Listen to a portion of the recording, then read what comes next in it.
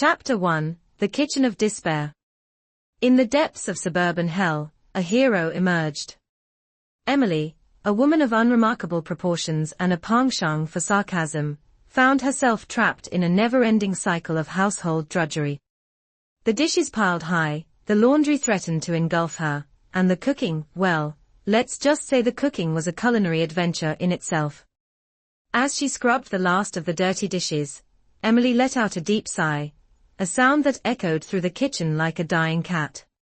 Why, oh why, did I marry a man who thinks cooking means opening a packet of ramen noodles, she lamented. Her husband, the infamous Dave, was nowhere to be found, having wisely abandoned ship to play video games in the living room. Just as Emily was about to lose her mind, a strange, shimmering light appeared in front of her. At first, she thought it was just a reflection from the window, but as the light grew brighter and began to take shape, she realized it was something much more extraordinary. A portal had opened in her kitchen, and it was beckoning her to step through. About time, Emily muttered, dropping the dish towel and stepping into the unknown. I've been waiting for a decent excuse to get out of here. As she passed through the portal, she felt a rush of exhilaration, and a sense of freedom she hadn't experienced since the last time she sneaked out of the house to buy ice cream without Dave's knowledge. On the other side, Emily found herself in a world unlike anything she had ever seen. Rolling hills of emerald green stretched out before her, dotted with wildflowers that shone like stars in the sunlight. A soft, golden light infused the air, and the scent of honey and lavender filled her lungs. Emily felt like she had entered a dream world, one where the cares and worries of her old life seemed to melt away. As she explored this new world, Emily encountered all manner of strange and wondrous creatures.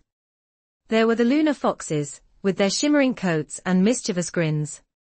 There were the sky dancers, with their delicate wings and ethereal beauty.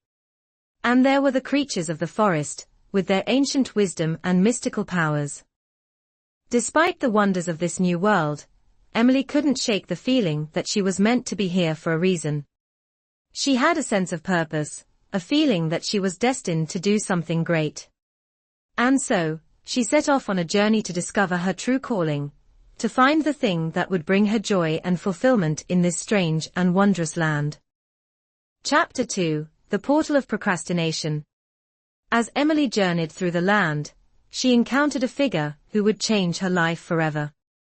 The guardian of the world, a wise and powerful woman with skin as pale as moonlight and hair as black as the night sky, approached Emily with a warm smile. Welcome, Emily, the guardian said, her voice like music. I am the guardian of this world. We have been waiting for you. Emily raised an eyebrow, intrigued by the guardian's words. Waiting for me? What, did you guys have a betting pool on how long it would take me to lose my mind in the kitchen? The guardian chuckled, her eyes sparkling with amusement. Something like that. But we need your help. A dark force threatens to destroy the balance of magic in our world, and we require your unique skills to stop it. Emily snorted, skeptical of the guardian's words. Unique skills? You mean my ability to eat an entire pizza by myself in one sitting? The guardian smiled, her expression enigmatic. Well, that's certainly a skill. But we were thinking more along the lines of your exceptional procrastination abilities. Emily's eyes widened in surprise, and she felt a sense of pride and ownership that she had never felt before. My procrastination abilities? You mean my ability to put off until tomorrow what I can do today? The guardian nodded, her expression serious. Yes, exactly. We need someone who can delay, distract, and detour with the best of them. Someone who can outmaneuver the dark force and restore balance to our world. Emily thought for a moment, weighing her options. She could return to her old life, to the drudgery and boredom of her kitchen. Or she could take a chance, embark on a new adventure, and see where it would lead her. In the end, the decision was easy. Emily chose to stay, to use her powers of procrastination to save the world and find her true calling. And so, with the guardian by her side, she set off on a journey that would take her to the farthest reaches of the land, to the depths of her own soul, and to the very limits of her procrastination abilities. Chapter 3: The Quest for Slacking. As Emily and the guardian journeyed through the land, they encountered a motley crew of creatures who joined their quest. There was the talking cat, Mr. Whiskers, who was a master of sarcasm and procrastination. There was the dragon, Blaze, who was secretly a couch potato and loved nothing more than binge-watching TV shows. And there was the wizard, Zorvath, who was a genius of distraction and could conjure up entire worlds of fantasy to avoid doing actual work. Together, the group set off to defeat the dark force that threatened to destroy the balance of magic in the world. But as they journeyed, they found that their biggest challenge was not the dark force itself, but their own tendency to procrastinate. "I'll just take a quick nap before we start," Emily said, snuggling up in a nearby bush. "Just 10 minutes, I promise." But 10 minutes turned into an hour, and an hour turned into a whole day. The group found themselves stuck in a cycle of procrastination, with each member encouraging the others to delay and distract. The guardian, who had been watching over them with a wise and patient eye, finally intervened. "My dear friends," she said, "we must focus. We have a quest to complete, and we cannot let procrastination get the better of us." But even the guardian was not immune to the temptation of procrastination. As they journeyed, she found herself getting sidetracked by all manner of distractions, from butterflies to wildflowers to interesting rocks. Despite their best efforts, the group found themselves making little progress on their quest. They were stuck in a rut, and it seemed like nothing could get them out of it. But then, something unexpected happened. As they were wandering through a particularly beautiful meadow, they stumbled upon a group of creatures who were even more skilled at procrastination than they were. The creatures, who called themselves the Procrastination Masters, were a group of beings who had dedicated their lives to the art of doing nothing. They were experts at finding creative ways to avoid work, and they had developed a range of techniques that were guaranteed to distract even the most focused of individuals. Emily and her friends were amazed by the Procrastination Masters, and they begged them to teach them their secrets. The Procrastination Masters, who were happy to share their knowledge, took the group under their wing and began to instruct them in the art of procrastination. As they learned from the Procrastination Masters, Emily and her friends discovered that procrastination was not just a habit, but a way of life. They learned how to use procrastination to their advantage, how to turn it into a powerful tool that could help them achieve their goals. And they learned how to overcome their own tendency to procrastinate, how to focus, and stay motivated even when the temptation to delay and distract was strong. Chapter 4: The Battle for the Remote Control. As Emily and her friends continued on their quest, they encountered their greatest challenge yet: a battle for control of the remote control. The dark force, which had been growing in power and strength, had created an army of minions who were determined to take control of the remote and use it to destroy the balance of magic in the world. The minions, who were led by a powerful sorcerer, were a formidable foe. They were skilled in the art of distraction, and they had a range of techniques that were guaranteed to tempt Emily and her friends into procrastination. But Emily and her friends were not afraid. Armed with their newfound skills in procrastination, they were determined to defeat the minions and save the world. The battle was fierce, with spells flying back and forth and creatures clashing in a frenzy of fur and feathers. But in the end, it was Emily's mastery of procrastination that proved to be the decisive factor. With a clever combination of distractions, delays, and detours, Emily managed to outmaneuver the sorcerer and his minions, leading them on a wild goose chase through the land of lost socks, missing remote controls, and forgotten passwords. As the sorcerer stumbled through the obstacles, Emily seized the opportunity to strike the final blow. With a mighty cry of, "I'll get to it eventually," she unleashed a blast of procrastination energy that sent the sorcerer tumbling to the ground. The dark force was defeated, and the balance of magic was restored to the world. Emily and her friends had saved the day, and they had done it all through the power of procrastination.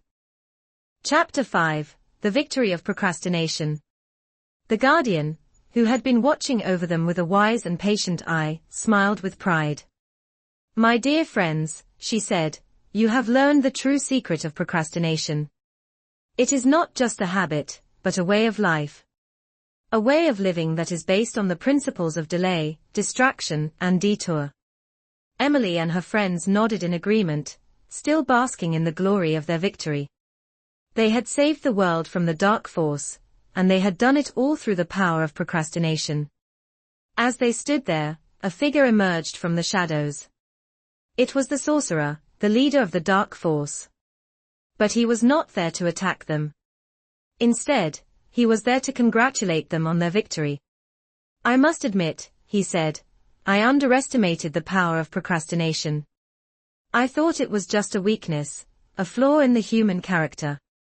But I see now that it is a strength, a powerful tool that can be used to achieve great things." The sorcerer bowed his head in respect, and Emily and her friends accepted his congratulations. They had proven that procrastination was not just a habit, but a way of life. And they had proven that it could be used to achieve great things. As they stood there, basking in the glory of their victory, Emily had an idea. "We should start a school," she said, "a school of procrastination, where people can come to learn the art of delay, distraction, and detour." The Guardian nodded in agreement. "That is a wonderful idea," she said. "And I will help you to make it happen." And so, the School of Procrastination was born. Emily and her friends worked tirelessly to build the school, using their newfound skills in procrastination to delay and distract their enemies. The school was a huge success, attracting students from all over the world. They came to learn the art of procrastination, and to master the techniques of delay, distraction, and detour. Emily and her friends taught them everything they knew, from the basics of procrastination to the advanced techniques of distraction and detour. And they encouraged their students to use their newfound skills to achieve great things. As the years passed, the School of Procrastination became a legendary institution, known throughout the land for its excellence in teaching the art of delay, distraction, and detour. And Emily and her friends became famous, known as the greatest procrastinators of all time. The final thoughts: the kitchen of chaos. Years later, Emily found herself back in her kitchen, surrounded by the familiar sights and sounds of her old life. But things were different now. She had learned the art of procrastination, and she had used it to achieve great things. As she looked around her kitchen, she saw the dishes piled high, the laundry scattered everywhere, and the cooking, well, let's just say the cooking was still a culinary adventure in itself. But she didn't care. She knew that she had the power of procrastination on her side, and that she could use it to achieve anything she wanted. And so, Emily smiled to herself, feeling a sense of contentment and satisfaction. She had found her true calling, and she had used it to make a difference in the world. And she knew that she would always be a procrastinator at heart, using her powers of delay, distraction, and detour to achieve great things. The kitchen was still a mess, but Emily didn't care. She was too busy planning her next move, her next project, her next adventure. And she knew that she would always have the power of procrastination to guide her, to inspire her, and to help her achieve her dreams. Thank you for sticking until the end. Please do subscribe, and give us a like and share, or don't, we won't be offended. Let us know what you think in the comments, and we'd love to hear any feedback you may have. We'll have another story out for you soon. Much love.